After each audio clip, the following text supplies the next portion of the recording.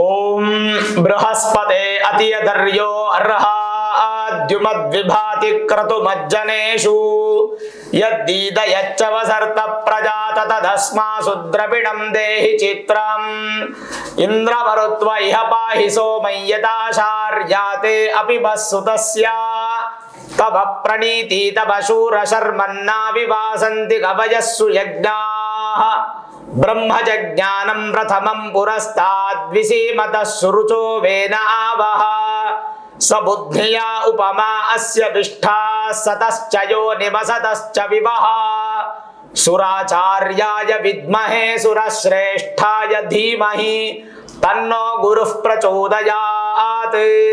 ಶ್ರೀ ಗುರುಭ್ಯೋ ನಮಃ. ಹರಿ ಓಂ. ಆತ್ಮೀಯ ಪ್ರಿಯ ಪ್ರೇಕ್ಷಕ ಪ್ರಭುಗಳೇ, ನಿಮ್ಮೆಲ್ಲರ ಜೀವನ ಸಂತುಷ್ಟದಾಯಕ ಸದಾ ಸನ್ಮಂಗಳದಾಯಕವಾಗಿರಲಿ ಅಂತ ನನ್ನ ಆರಾಧ್ಯ ದೇವಿ ಹೊರನಾಡು ಅನ್ನಪೂರ್ಣೇಶ್ವರಿಯ ಪಾದಗಳಿಗೆ ನಮಸ್ಕರಿಸ್ತಾ, ಪ್ರಿಯ ಪ್ರೇಕ್ಷಕ ಮಿತ್ರರೇ, ನಾಡಿನ ಸಮಸ್ತ ವೀಕ್ಷಕರಿಗೂ ಗುರು ಬದಲಾವಣೆ ಆಗ್ತಾ ಇರತಕ್ಕಂತಹ ಸಂದರ್ಭದಲ್ಲಿ ಆ ಭಗವಂತನ ಅನುಗ್ರಹ ಅನ್ನುವಂಥದ್ದು ನಿಮ್ಮ ಮೇಲೆ ಇರಲಿ ಅಂತ ಪ್ರಾರ್ಥನೆ ಮಾಡ್ತಾ, ದ್ವಾದಶ ರಾಶಿ ಗುರು ಗೋಚಾರ ಫಲ ದಿನಾಂಕ 14/5/2025 ರಾತ್ರಿ 15ನೇ ತಾರೀಕು ಮೇ ತಿಂಗಳು 2025ಕ್ಕೆ ಗುರು ತಮ್ಮ ಸ್ಥಾನವನ್ನ ಬದಲಾವಣೆ ಮಾಡ್ತಾ ಇದ್ದಾರೆ. ಎಲ್ಲಿಂದ? ವೃಷಭ ರಾಶಿಯಲ್ಲಿ ಇದ್ದಂತಹ ಗುರು ಮಿಥುನ ರಾಶಿಗೆ ತಮ್ಮ ಪ್ರಯಾಣವನ್ನ ಬೆಳೆಸಿ ಮಿಥುನ ರಾಶಿಯಲ್ಲಿ 1 ವರ್ಷ ಕಾಲ ಅಲ್ಲೇ ಸ್ಥಿತವಾಗಿ ಕೂತ್ಕೊಂಡಿರ್ತಾರೆ. ಹಾಗಾಗಿ ಮಿಥುನ ರಾಶಿಯಲ್ಲಿ ಇರುವಂತಹ ಗುರು ಯಾವ ಯಾವ ರಾಶಿಗೆ ಶುಭ ಫಲ, ಯಾವ ರಾಶಿಗೆ ಸಾಧಾರಣ ಫಲ, ಗುರುವಿಂದ ಅಶುಭ ಫಲ ಇಲ್ಲ. ಅಶುಭ ಅನ್ನುವಂಥದ್ದು ಗುರುವಿನಿಂದ ಖಂಡಿತ ಸಾಧ್ಯ ಇಲ್ಲ. ಸಾಧಾರಣ ಫಲ ಅಂತ ಹೇಳ್ತೀವಿ. ಸಾಧ್ಯವಾದರೆ ಗುರುವಿಂದ ನಿಮಗೆ ಒಳ್ಳೇದಾಗತ್ತೆ ಹೊರತು ಕೆಟ್ಟದ್ದಂತೂ ಆಗೋದಿಲ್ಲ.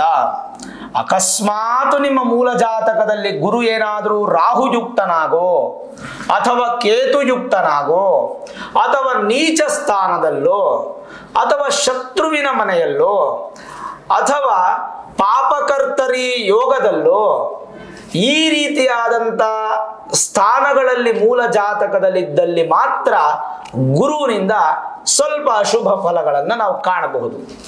ಇದಕ್ಕೋಸ್ಕರ ನೀವು ನಿಮ್ಮ ಮೂಲ ಜಾತಕವನ್ನ ಒಮ್ಮೆ ನುರಿತ ಜ್ಯೋತಿಷ್ಯರಿಗೆ ತೋರಿಸ್ಕೊಂಡು ಗುರುವಿನ ಸ್ಥಾನ, ಅದರ ಪರ್ಸೆಂಟೇಜು, ಬಲಾಬಲಗಳನ್ನು ತಿಳ್ಕೊಂಡು ಬೇಕಾದರೆ ಗುರುಗೆ ಒಂದು ಸುಲಭ ಪರಿಹಾರಗಳನ್ನು ಮಾಡಿಕೊಳ್ಳೋದ್ರಿಂದ ಕೂಡ ನಿಮಗೆ ಗುರುವಿನ ಅನುಗ್ರಹ ಅನ್ನುವಂಥದ್ದು ಸಿಗುತ್ತೆ. ಹಾಗಾದರೆ 12 ರಾಶಿಗಳ ಗೋಚಾರ ಫಲ ಹೇಗಿದೆ ಒಂದೊಂದಾಗಿ ನೋಡೋಣ. ಮೊದಲನೇದಾಗಿ ಮೇಷರಾಶಿ. ಮೇಷರಾಶಿಗೆ ಕಳೆದ 1 ವರ್ಷದಿಂದ ಸಂಪೂರ್ಣ ಗುರುಬಲ ಇತ್ತು. ಅಂದ್ರೆ 2ನೇ ಸ್ಥಾನದ ಗುರುಬಲ ಇತ್ತು. ಕುಟುಂಬ ಸ್ಥಾನ, ಧನಸ್ಥಾನ, ವಾಕ್ಸ್ಥಾನ, ವಿದ್ಯಾಸ್ಥಾನ ಇವೆಲ್ಲವೂ ಬಹಳ ಚೆನ್ನಾಗಿ ಆಕ್ಟಿವೇಟ್ ಆಗಿತ್ತು ಮೇಷರಾಶಿಯವರಿಗೆ.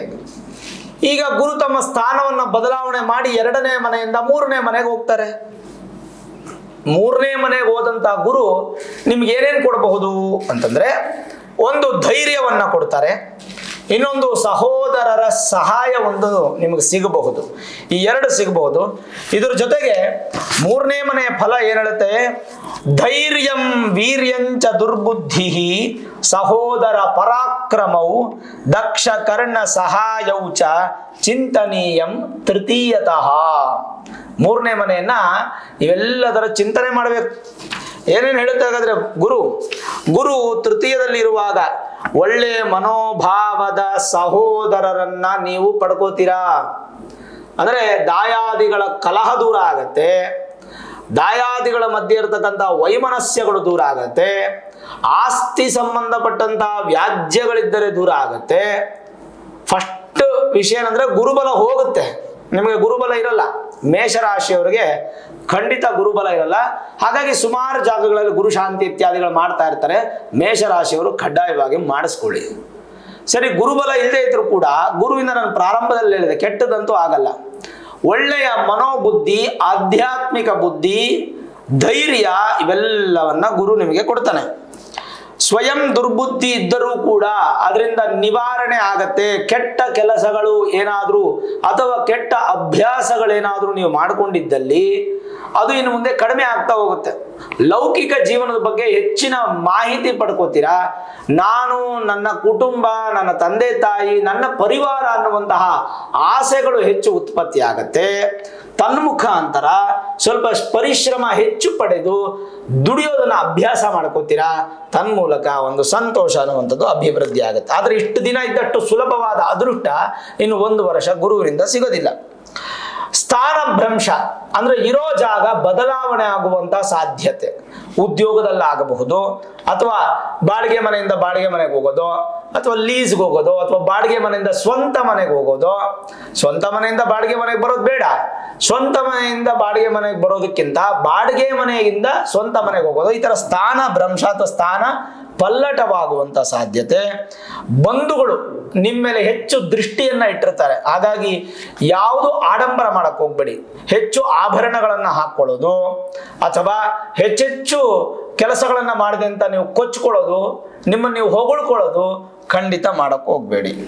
ಅದಲ್ಲದೆ ಸ್ವಲ್ಪ ಕೃತಜ್ಞರಾಗಿರ್ತೀರಾ. ನಿಮ್ಮ ಸಂಬಳ ಕೊಡುವಂತ ದಣಿಗಳಿಗೆ, ನಿಮ್ಮನ್ನ ಇಷ್ಟಪಡುವಂಥವ್ರಿಗೆ ನೀವು ಕೃತಜ್ಞರಾಗಿರ್ತೀರಾ.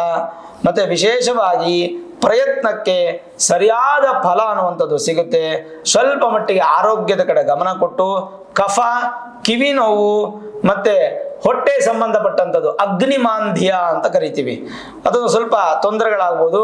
ಸದಾ ಸಂಚಾರಶೀಲರಾಗ್ತೀರಾ.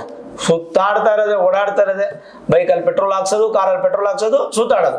ಅಂದ್ರೆ ಇದರ ಅರ್ಥ ಏನಪ್ಪಾ ಅಂತಂದ್ರೆ ನೀವು ವ್ಯವಹಾರಕ್ಕೆ ಓಡಾಡಿದ್ರು ಕೂಡ ಆ ವ್ಯವಹಾರ ನಿಮಗೆ ಹೆಚ್ಚು ಆಗ್ತಾ ಇರಲ್ಲ. ಹಾಗಾಗಿ ಮೇಷರಾಶಿಯವರಿಗೆ ಇನ್ನು 1 ವರ್ಷಗಳ ಕಾಲ ಗುರುಬಲ ಇಲ್ಲವಾದ್ದರಿಂದ ಗುರುವಿನ ಪ್ರಾರ್ಥನೆ, ಗುರುಗಳ ಮೂಲಸ್ಥಾನ ದರ್ಶನ ಮಾಡುವಂಥದ್ದು, ಗುರುಗಳ ದರ್ಶನ ಜೊತೆಗೆ ಸೇವೆ ಮಾಡುವಂಥದ್ದು, ಇನ್ನು 1 ವರ್ಷಗಳ ಕಾಲ ತಟಸ್ಥವಾಗಿ ಇರುವಂತಹ ಉದ್ಯೋಗವನ್ನು ಅಥವಾ ವ್ಯಾಪಾರವನ್ನು ಕಾಪಾಡಿಕೊಂಡು ನಿಮ್ಮ ಒಂದು ಜೀವನವನ್ನ ನಡೆಸುವಂಥದ್ದು ಬಹಳ ಉತ್ತಮ.